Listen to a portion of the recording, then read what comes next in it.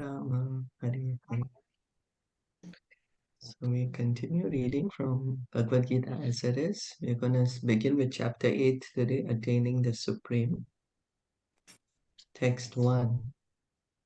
Arjuna Vacha Arjuna Uvacha Kim Tad Brahma Kim Adhyatmam Kim Tad Brahma Kim Adhyatmam Kim Karma Purushottama Kim Karma Purushottama Adhibhutam Cha Kim Proktam Adhibhutam Cha Kim Proktam Adhidevam Kim Uchyate. Adhidevam Kim Uchyate.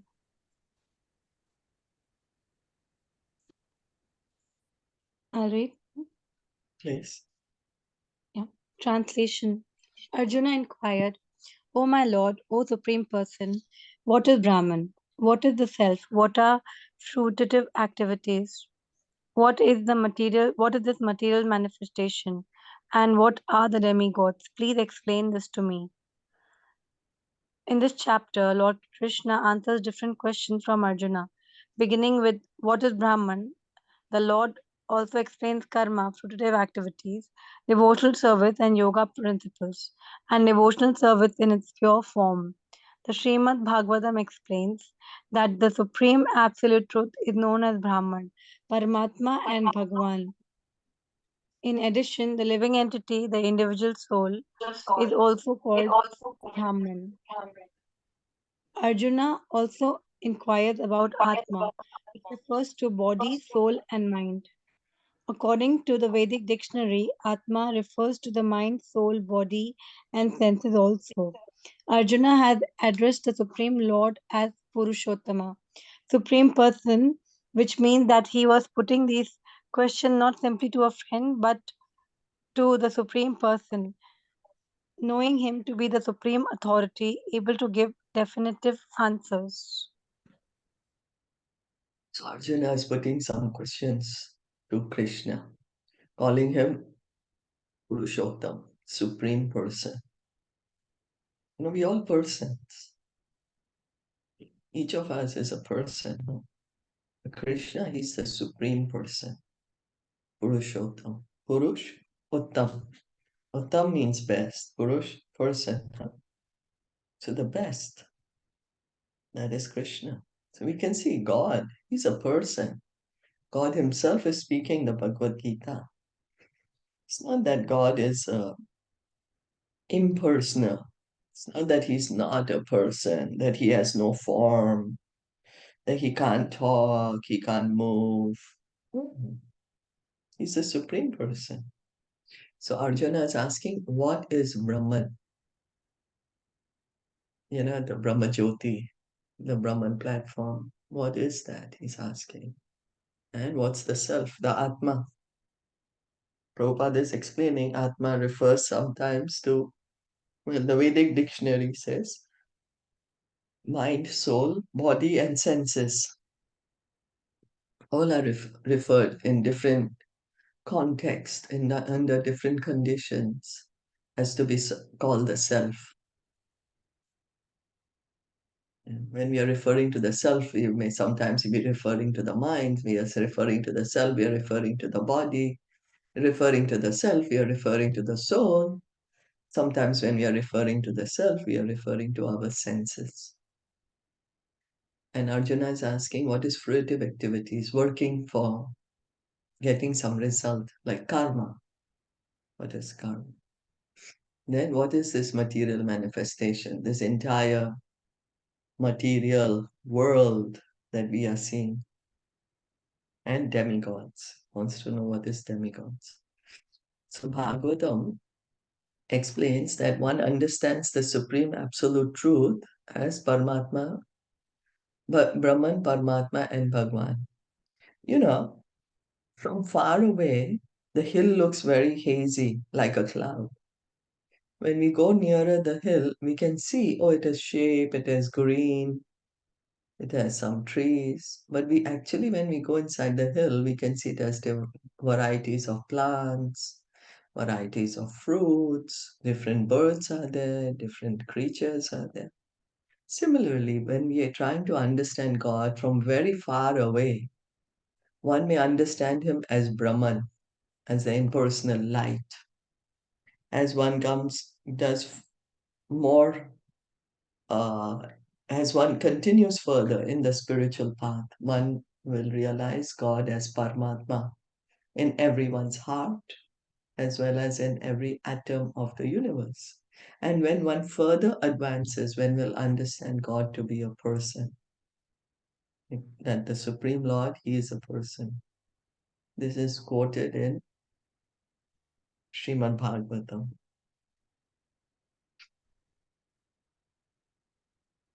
So we are going to read the answers to these questions that Arjuna has put.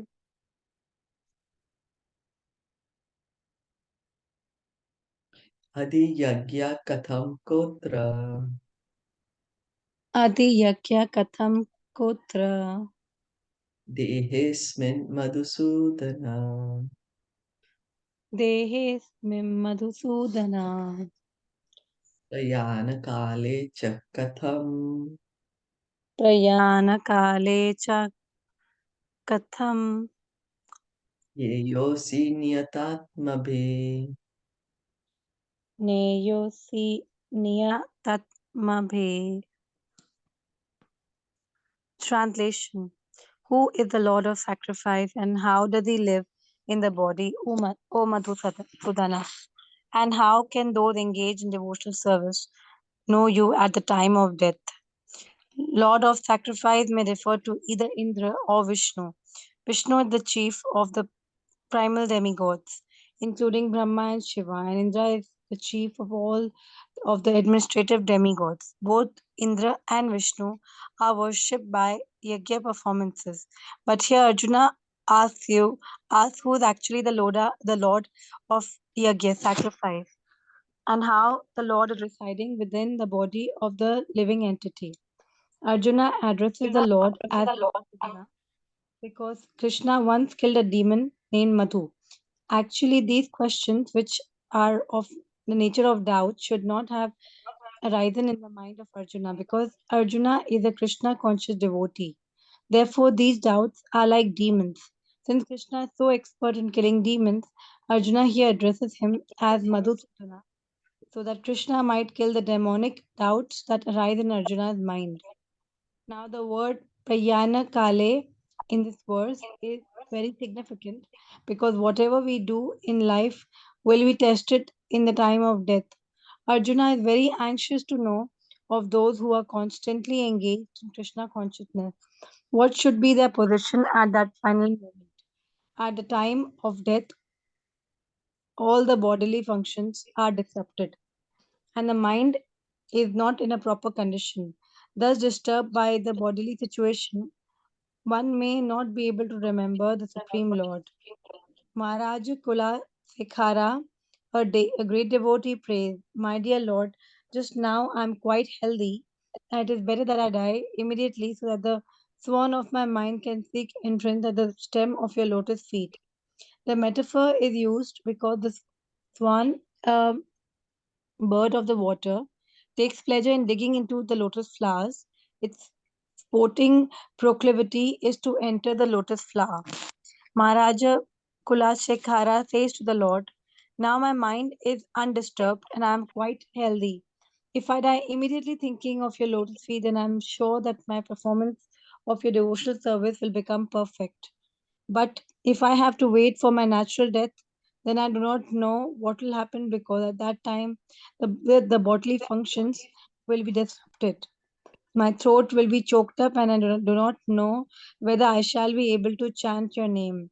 Better let me die immediately. Arjuna questions how a person can fix his mind on Krishna's lotus feet at such a time. So Krishna, Arjuna continues with the questions, who is the Lord of sacrifice? We have performed sacrifice, but who are they meant to be for? Who are they meant to satisfy? And how is this Lord of sacrifice lives in our body? Madhusudan. Why is Krishna being called Madhusudana?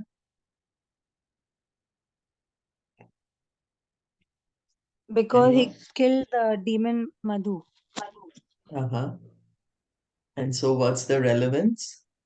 So why is Arjuna So, calling him Madhusudan now?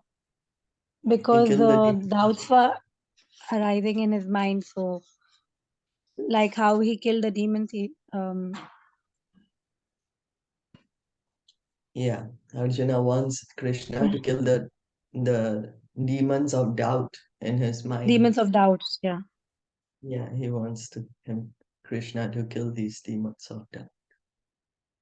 And he's saying, how can one who's engaged in devotional service know you at the time of death?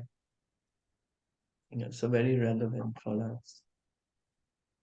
So here, Prabhupada is explaining in his purport that Lord of Sacrifice sometimes is referred to Indra or Vishnu.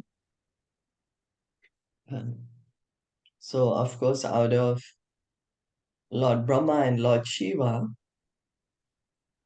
and all the other demigods, Lord Vishnu is the greatest because Lord Vishnu is not a demigod, he's the Lord himself. Although he's controlling the mode of goodness, Brahma controlling mode of passion, Lord Shiva controlling mode of ignorance, Lord Vishnu is transcendental. He does not have a material body. So this is what Arjuna is trying to ask. Who is the Lord of sacrifice?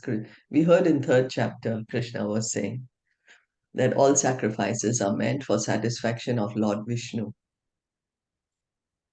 And then again in fifth chapter, Krishna is saying that I'm the beneficiary of all austerities and penances. So all sacrifices are done for the satisfaction of Krishna, of Lord Vishnu. Any activity done for the pleasure of Krishna, for the pleasure of Vishnu becomes a sacrifice. And the sacrifice that we are recommended in this age of Kali is this Harinam Sankirtan, Kali Yuga Dharma, Harinam Sankirtan. This is what the Shastras are telling us that the sacrifice meant for our deliverance in this age is chanting the holy names of the Lord. So, Prayana Kale, Lord Srila Prabhupada is saying that is a test. The time of death is a test of how we have lived. Usually, whatever we have thought of in our entire life, that is what we will think of at the time of death. Because the mind is used to thinking that. And especially at the time of death, there's great distress. The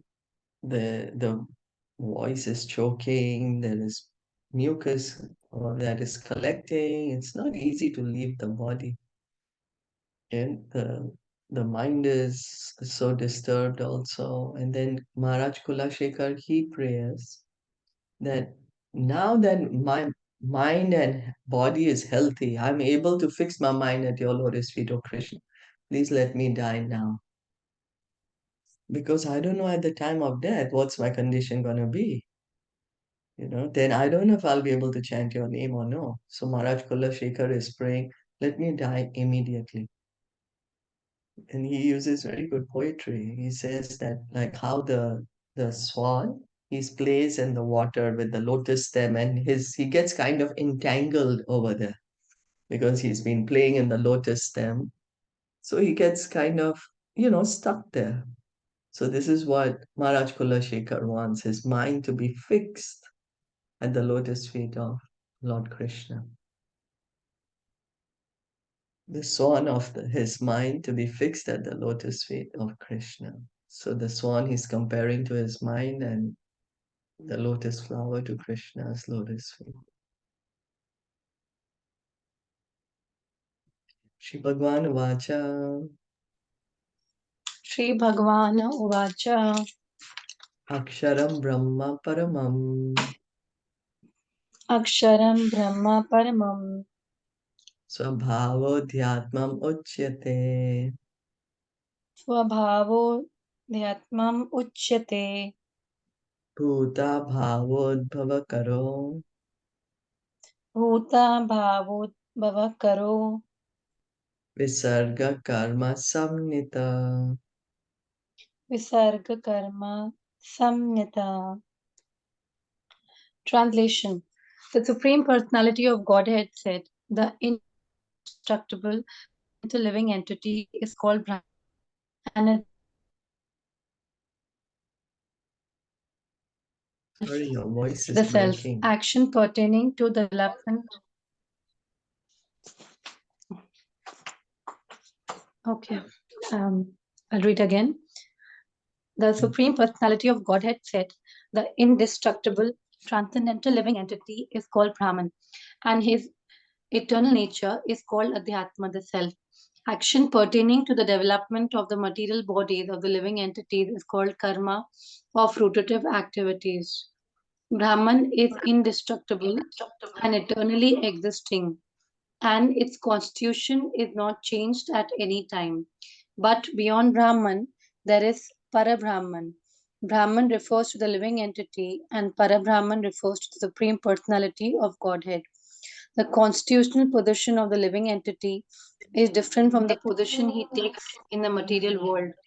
In material consciousness, his nature is to try to be the lord of matter, but in spiritual consciousness, Krishna consciousness, his position is to serve the Supreme. When the living entity is in material consciousness, he has to take on various bodies in the material world. That is called karma or varied creation by the force of material consciousness. In Vedic literature, the living entity is called Jivatma and Brahman, but he is never called Parabrahman. The living entity, Jivatma, takes different positions. Sometimes he emerges into the dark material nature and identifies himself with matter, and sometimes he identifies himself with the superior spiritual nature. Therefore, he is called the Supreme Lord, marginal energy. According to his identification with material or spiritual nature, he receives a material or spiritual body. In material nature, he may take a body from any of the 84 lakh species of life, but in spiritual nature, he has only one body. In material nature, he is manifested sometimes as a man, demigod, animal, beast, bird, etc., according to his karma. To attain material heavenly planets and enjoy their facilities, he sometimes performs sacrifices, yajna. But when his merit is exhausted, he returns to earth again in the form of a man. This process is called karma. The Chandogya Upanishad describes the Vedic sacrificial process. On the sacrificial altar, five kinds of offerings are made into five kinds of fire. The five kinds of fire are conceived of as the heavenly planets, clouds, the earth, man, and woman, and the five kinds of sacrificial offerings are faith, the enjoyer on the moon, rain, grains, and semen. In the process of sacrifice, the living entity makes specific sacrifices to attain specific heavenly planets and consequently reaches them. When the merit of sacrifice is exhausted, the living entity descends to earth in the form of rain, then takes on the form of grains, and the grains are eaten by man and transformed into semen, which impregnates a woman. And thus, the living entity once again attains a human form to perform sacrifice, so repeat the same cycle. In this way, the living entity perpetually comes and goes on the material path. The Krishna conscious person, however, avoids such sacrifices. He takes directly to Krishna consciousness and thereby prepares himself to return to Godhead. Impersonalist commentators on the Bhagavad Gita unreasonably assume that Brahman takes the form of Jiva in the material world, and to substantiate this they refer to the chapter 15, verse 7 of the Gita. But in this verse, the Lord also speaks of the living entity as an eternal fragment of myself. The fragment of God, the living entity, may fall down into the material world, but the Supreme Lord Achyutya never falls down. Therefore, this assumption that the Supreme Brahman assumes the form of Jiva is not acceptable. It is important to remember that in Vedic literature, Brahman, the living entity, is distinguished from Parabrahman, the Supreme Lord. Krishna is explaining to Arjuna. Arjuna asked, who is Brahman? And Krishna is saying, the living entity, indestructible. We cannot be destroyed. The living entity, it's not that we are here, we are existing till the time we are in the material body, and that once we give up the body, once we realize we are Brahman, that we are not going to exist anymore. No, we are spiritual. So we exist eternally. The individuality always is going to exist. We may think, oh, after I realize I'm the Brahman, then I'm not going to be an individual anymore. I will not have this individuality that I am existing anymore. No, spiritual means eternal, indestructible. Our constitution has never changed. So we have to understand the living entity is called Brahman, but there is a Para-Brahman, that is the Supreme Lord, Krishna. Because one may think, oh, I'm Brahman, so I'm the greatest, I'm God. But we have to understand we are not God, we are part and parcel of God. If we were God, how could we come under the influence of Maya? That means then Maya becomes greater than us. But that's not the fact. Maya can never be greater than God. God means no one equal to him or greater than him.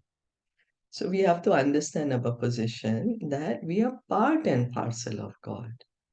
And our size is minute. Yes, we are Brahman. Yes, we are souls, but we are very tiny. Our constitutional position, our size is 1/10,000, the tip of a hair. And because of that, we need to take shelter either of the material world or the spiritual world. When we take shelter of the material world, then we are in this cycle of birth and death. We take on different bodies in this 8,400,000 species of life. Sometimes we are born as dogs or sometimes as demigods. We may do pious activity, pious karma to go to the heavenly planets. But once our time in the heavenly planet is finished, then we have to come down again on this earthly planet. So this ritualistic activities that we do, they give us temporary benefit to go and enjoy in the heavenly planet. But again, one comes down. So one may say, so what? It's like taking a holiday. Like we are working hard and so we want to go for a holiday and we come back and we continue working. Well, if that's what pleases you, that's what is the arrangement is there. If one likes to go to heavenly planets and come back again in in the earth, heavenly planets is also in the material world, also has birth, death, old age, and disease. That's how we see how many times Indra is always so fearful that his position will be taken away by the demons, and there's constant fight between the demigods and the demons. So all that is going on. Even in the heavenly planets, it's not a perfect situation. It's still, after all, in the material world. And here is also mentioned that how we come back to the material world in the form of rain. We may reach up to the heavenly planet, but when the karma to remain in the heavenly planet is finished, again we come as the form of man, and then in the form of, I'm sorry, how do we take the form of man? We come in the form of rain, inside the rain. Then we are inside the rain, then we fall on the earth, then we enter inside the grain, and the grain is eaten by a man. Then we go inside the semen, and then impregnated into a woman, and that's how a human being is born. So then if suppose it's supposed, so this is like falling from the demigod's position, no? Or from the heavenly planets. So somebody's gonna take the form of a human being like this, somebody will take the form of a dog or a bird, so then that living entity will eat that grain, and this is how we get another material form. So we have to see in this material world, we take on various forms, 8,400,000 species of forms. Sometimes demigods, sometimes human beings, sometimes animals, sometimes birds. But in the spiritual world, we have our original form. That's who we truly are, our spiritual identity. In this world, we are just changing dresses. Like, an actor, he plays part in so many movies, and then he changes his roles in some movies. He's young. There's so many things. He's playing like a lawyer in another movie. He's playing a policeman in another movie. He's playing like a bad guy. So the roles are keeping on changing. That's what's happening to us in this material world. But our true identity is we have spiritual identity. We are part and parcel of Krishna. We have eternal relationship with Krishna. Mm.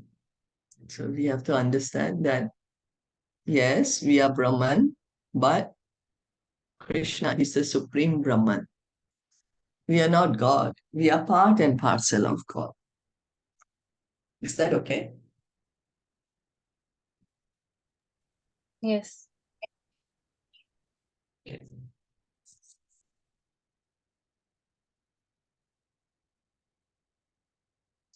Adibhutam Sharobhava Adhibhutam Sharobhava Purushaschaधिdevatam Purushachadhi Daivatam Adhiyagyoham Evatra Adhiyatnoham Evatra Dehe Deha Pritambara. Dehe Deha Vratambara. Translation. O best of the embodied beings, the physical nature which is constantly changing, is called Adi Bhuta, the material manifestation. The universal form of the Lord, which includes all the demigods, like those of the sun and moon, is called Adi Deva. And I, the Supreme Lord, represented as a super soul in the heart of every embodied being, am called Adi Yajna, the Lord of Sacrifice. The physical nature is constantly changing. Material bodies generally pass through 6 stages. They are born, they grow, they remain for some duration, they produce some byproducts, they dwindle, and then they vanish. This physical nature is called Adi Bhuta. It is created at a certain point will will be annihilated at a certain point. The conception of the universal form of the Supreme Lord, which includes all the demigods and their different planets, is called Adi Devata. Adi Devata. And present in the body along with the individual soul is the super soul, a plenary representation of Lord Krishna. The super soul is called the Paramatma or Adi Yajna and is situated in the heart. The word Iva is particularly important in the context of this word because by this word, the Lord stresses that the Paramatma is not different from him. The super soul, the supreme personality of God, seated beside the individual soul, is the witness of the individual soul's activities and is the source of the soul's various types of consciousness. The super soul gives the individual soul an opportunity to act freely and witnesses his activities. The functions of all these different manifestations of the Supreme Lord automatically becomes become clarified for the pure Krishna conscious devotee engaged in transcendental service to the Lord. The gigantic universal form of the Lord Adi Devata is contemplated by the neophyte who cannot approach the Supreme Lord in his manifestation as Super Soul. The neophyte is advised to contemplate the universal form of or Virat Purusha, whose legs are considered the lower planets, whose eyes are considered the sun and moon, and whose head is considered the upper planetary system. So here, Krishna is saying, what is Adibhuta? This material world. What's happening in this material nature? There's 6 stages. What are the 6 stages?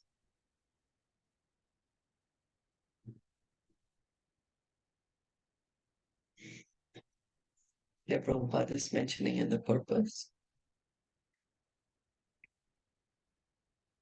And one is born, grows.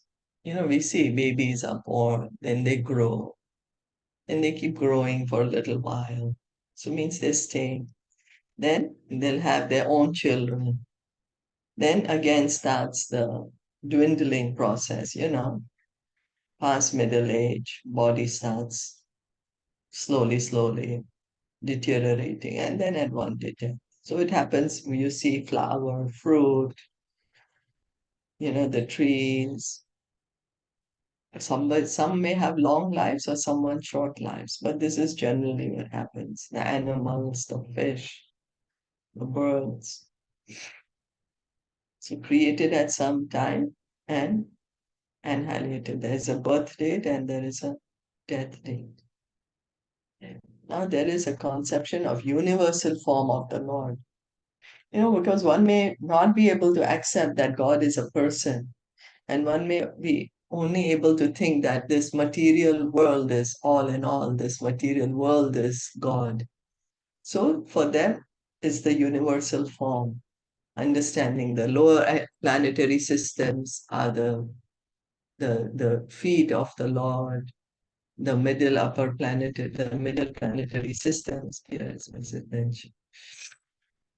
Then the middle planetary systems will be the waist, and the upper planetary systems will be the head, like the sun and moon is called the eyes of the Lord. The head is the upper planetary systems, like Brahmalok, all that, no?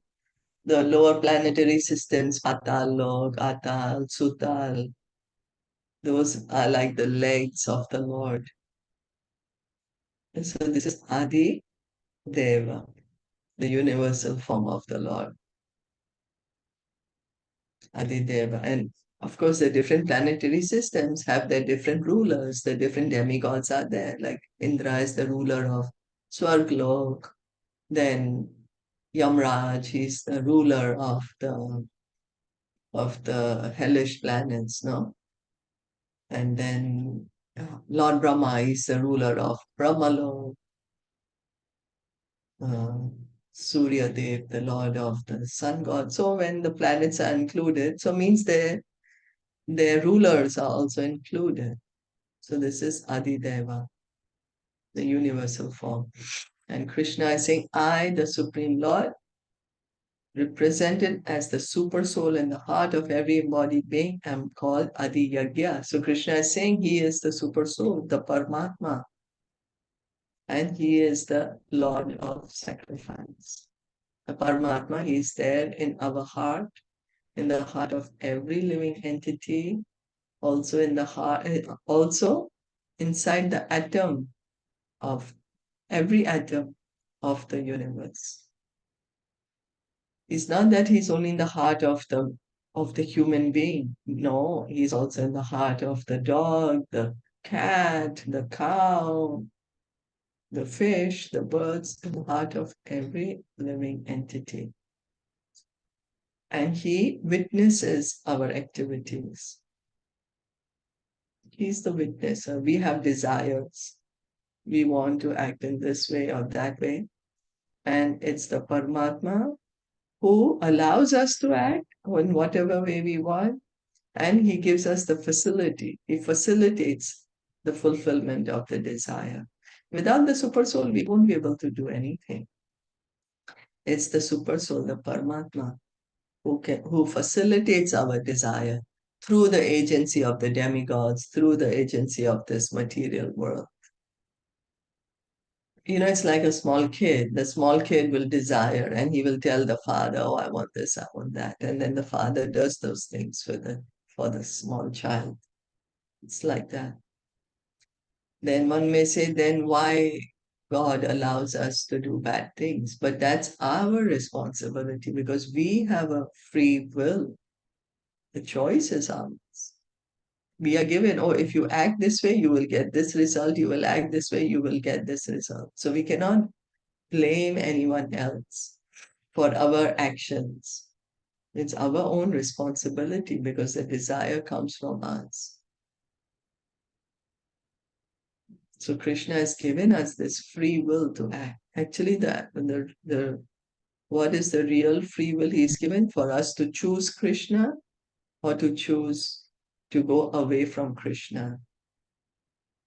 If we choose Krishna, then we do certain activities. We choose to go away from Krishna, then we do certain activities. So the real free will is to choose Krishna or go away from Krishna.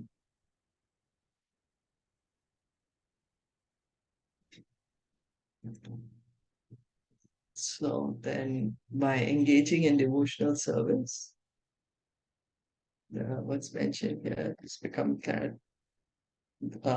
When one engages in different engagement service, then one gets this transcendental knowledge and one can understand the function, the Paramatma, one can understand the universal form.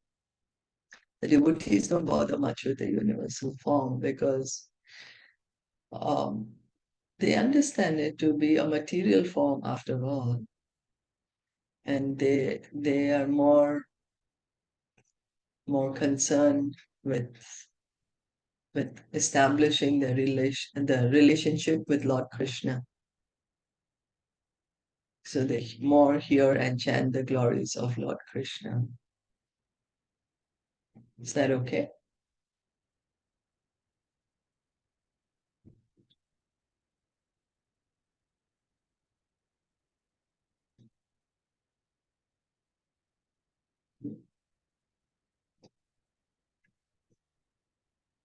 No questions, and we can go on to the next one. I'm not sure if someone else wants to read. I see Sheenam is there. So if it's okay. Yeah, okay, I can read. Yeah, Neetu, is that okay? Sheenam can read. Yes, yes, sure, please. Hmm. Antakale cha mam eva Antakale cha mam eva maran muktva kalevaram smaran muktva kalevaram yaprayati samadbhavam ya prayati samadbhavam yati nasti atra samshaya. yati nashti atra samsaya.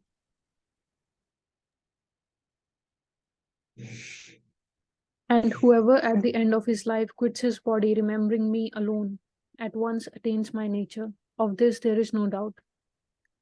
In this verse, the importance of Krishna consciousness is stressed. Anyone who quits his body in Krishna consciousness is at once transferred to the transcendental nature of the Supreme Lord. The Supreme Lord is the purest of the pure. Therefore, anyone who is constantly Krishna conscious is also the purest of the pure. The word smaran, remembering, is important. Remembrance of Krishna is not possible for the impure soul who has not practiced Krishna consciousness in devotional service. Therefore, one should practice Krishna consciousness from the very beginning of life. If one wants to achieve success at the end of his life, the process of remembering Krishna is essential. Therefore, one should constantly, incessantly chant the Mahamantra Hare Krishna, Krishna Krishna, Hare Hare, Hare Ram, Ram Ram, Hare Hare. Lord Chaitanya has advised that one be as tolerant as a tree, Taror api sahish nuna na. There may be so many impediments for a person who is chanting Hare Krishna. Nonetheless, tolerating all these impediments, one should continue to chant Hare Krishna, Krishna Krishna, Hare Hare, Hare Ram, Ram Ram, Hare Hare, so that at the end of one's life, one can have the full benefit of Krishna consciousness. So Krishna is saying, whoever at the end of his life quits his body, remembering me alone, at once attains my nature. Of this, there is no doubt. So Krishna is saying, don't doubt what I'm telling you. That one who thinks of me will come to me. When it says at once attains my nature, doesn't mean that he becomes Krishna or becomes one with Krishna.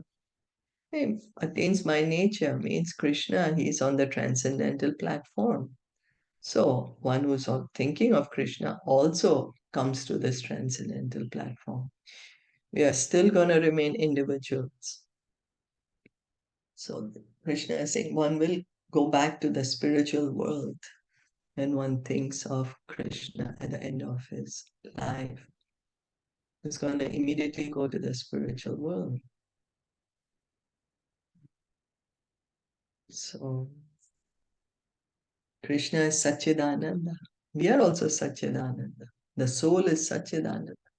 It's just right now we are inside the material body. So by chanting the Hare Krishna mantra, we will be able to revive the spiritual body that we have. By chanting the Hare Krishna mantra, we will be able to remember Krishna, because Krishna is saying, think of me. Now, how can we think of Krishna? We're always thinking of so many different things. In the 9th chapter also, Krishna is saying, engage your mind and always thinking of me. So how do we think of Krishna? We chant the Hare Krishna mantra. It's a Vedic mantra. It's there in the Vedas. And this is what is recommended for us in this age of Kali. And Prabhupada is pointing out that it may not be easy to chant. There may be so many difficulties. There's so much time restraints or, some health restraints or whatever.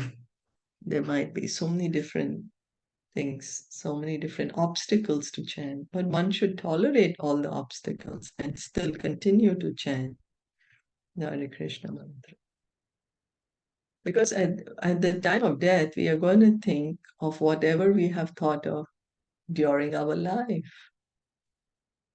That's the most natural thing to do because the mind is used to thinking of a certain thing. So Krishna is saying, think of me. Then you can come back home, back to Godhead, to the spiritual world, to Golok Vrindavan. Krishna's body is transcendental. It's Satchid Ananda. It's not material. So if we think of Krishna, we will also get our own spiritual body of Satchidananda. Is that okay? Yes. Yam yam vapi smaran bhavam Yam yam vapi smaran bhavam yajati ante kalevaram yajati ante kalevaram tam tam evaiti kaunteya tam tam evaiti kaunteya sada tad bhava bhavita. sada tat bhava bhavita. Whatever state of being one remembers when he quits his body, O son of Kunti, that state he will attain without fail. The process of changing one's nature at the critical moment of death is here explained. A person who at the end of his life quits his body thinking of Krishna attains the transcendental nature of the Supreme Lord. But it is not true that a person who thinks of something other than Krishna attains the same transcendental state. This is a point we should note very carefully. How can one die in the proper state of mind? Maharaj Bharata, although a great personality, thought of a deer at the end of his life, and so in his next life he was transferred into the body of a deer. Although as a deer he remembered his past activities, he had to accept that animal body. Of course, one's thoughts during the course of one's life accumulate to influence one's thoughts at the moment of death. So, this life creates one's next life. If in one's present life one lives in the mode of goodness and always thinks of Krishna, it is possible for one to remember Krishna at the end of one's life. That will help one to be transferred to the transcendental nature of Krishna. If one is transcendently absorbed in Krishna's service, then his next body will be transcendental, spiritual, not material. Therefore, the chanting of Hare Krishna, Krishna Krishna, Hare Ram Ram, Hare Hare is the best process for successfully changing one's state of being at the end of one's life. So, we may think, oh, it doesn't matter what you do, what process you follow, whatever you think, everything is one. It doesn't matter you take this process or you worship this one or that one, the end goal is one. But Krishna is saying no. Krishna is saying whatever state of being one remembers, when one quits his body, O son of Kunti, that state he will attain without fail. Also, we can see, if we are going to buy a ticket to go from Bombay to Delhi, we will reach Delhi. If we buy a ticket going from Bombay to Chennai, we are going to reach Chennai. We can't say all the destination is one, whatever we do. It's not that with a ticket to Chennai that we can reach to Delhi. No, it doesn't happen. So Krishna is also explaining here that whatever we are thinking of at the time of death, that state we will attain without fail. So one may say, no, maybe it's just like that. Maybe I'll try and it will not work for me. Maybe for others it's okay. But for me, no, there will be a special concession. I can do whatever I want and I will still have the supreme destination. Krishna is saying, no, without fail, that's the way it is.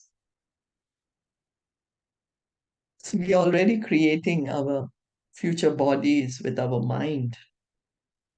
What we think of, then we act in such a way. When we act, we are getting the karma and to enjoy or suffer the result of that karma, we will get the next body.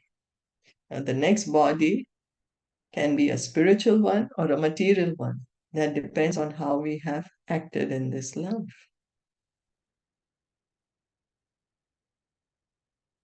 So the choice is ours, of course. We are recommended to chant this Hare Krishna mantra so that we can develop our spiritual bodies.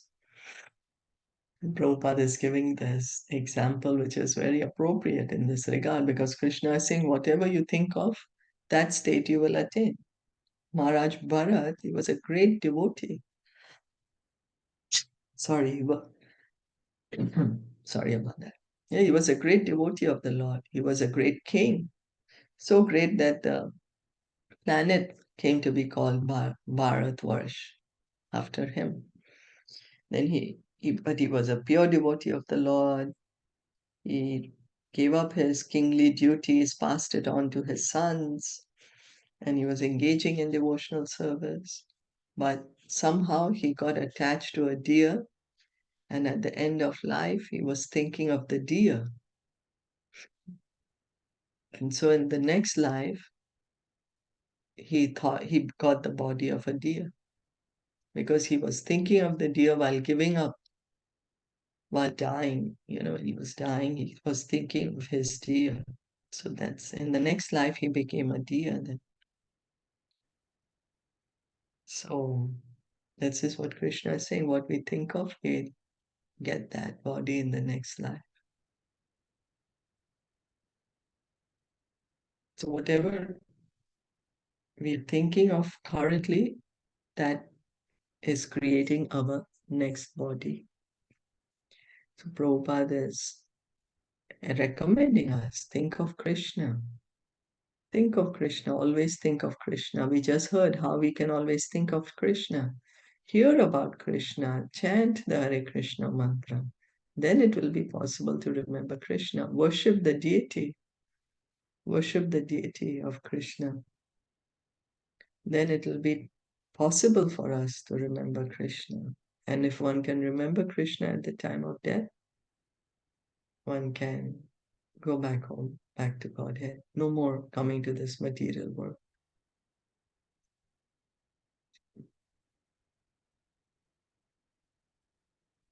Yes. Yeah, Prabhupada is saying, therefore, chanting the Hare Krishna mantra is Hare Krishna, Krishna Krishna, Hare Hare, Hare Ram, Ram Ram, Hare Hare. Is the best process for successfully changing one's state of being at the end of one's life. So we can get our spiritual body, not a material body. So we can go to the spiritual world where the life is eternal in the spiritual world. In this material world, life is, we have to keep on changing our body. Our time in one particular body is temporary. We are always subjected to birth, death, old age, and disease. One may think, oh, well, that's only happening to me till the time I'm in this body. After I die, then there is nothing. No, we are souls. We eternally exist. We don't just vanish in thin air. That's the meaning of spiritual. We eternally exist as individuals. We are eternally individual, Krishna says in Bhagavad Gita chapter 4. So, and our ideal situation is to be in the spiritual world, in the spiritual atmosphere, because we are spiritual beings, we are spirit souls.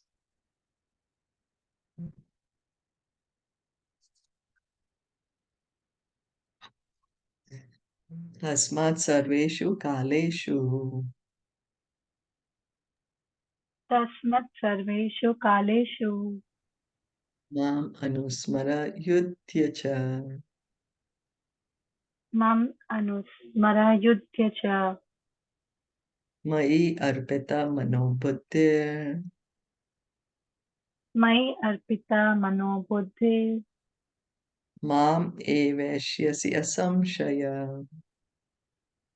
माम् एव शस्यसि असंशया.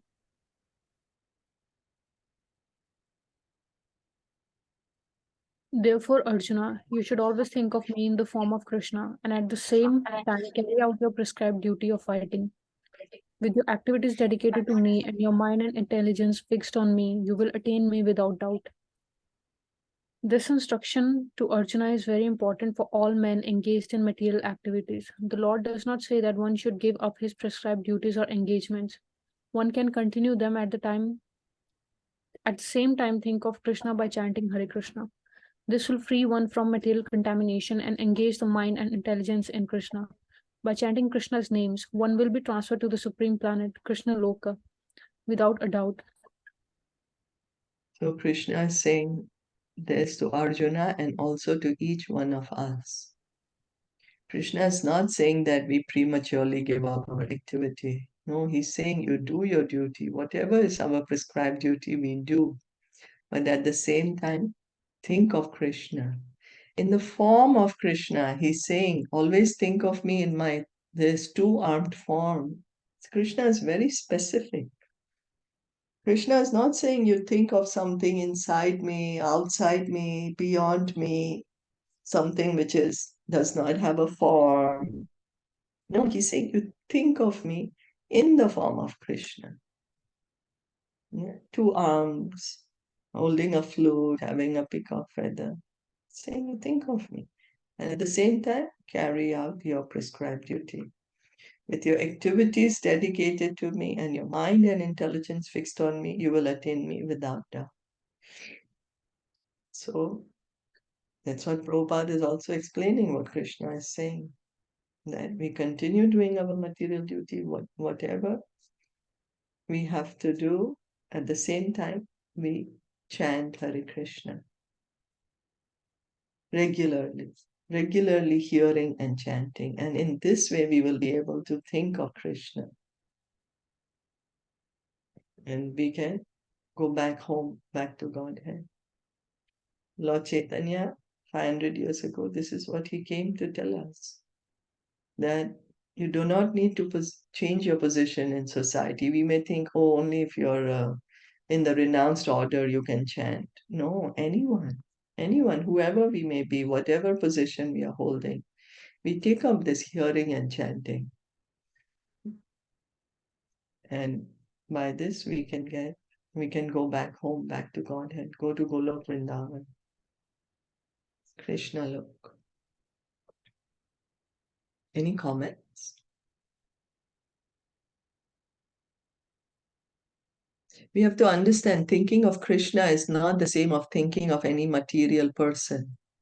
Because when we are thinking of somebody on the who's, we may be thinking of our dog or our pet or our spouse or a parent, but then we are thinking of their bodies, not of the soul, no? So that will still keep us in the material world. When we think of Krishna, it purifies us.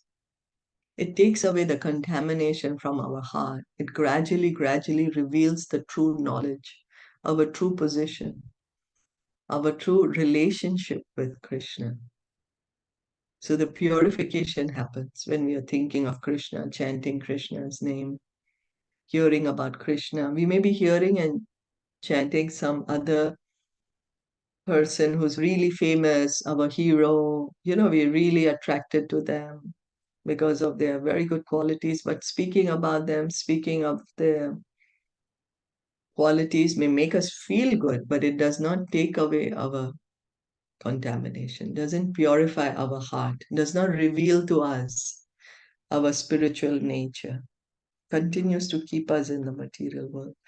But when we think of Krishna, then Krishna is on the transcendental platform. Krishna's form is Satchidananda.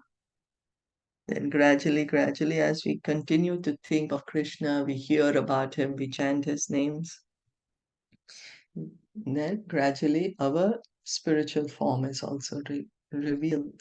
We will be able to understand, oh, I'm not the body, I'm the spirit soul. We can go back home, back to Godhead. Is that okay? Yeah. So we'll end here today. Srila Prabhupada ki jai, Gaur Bhakta Vrinda ki jai. Thank you so much for listening.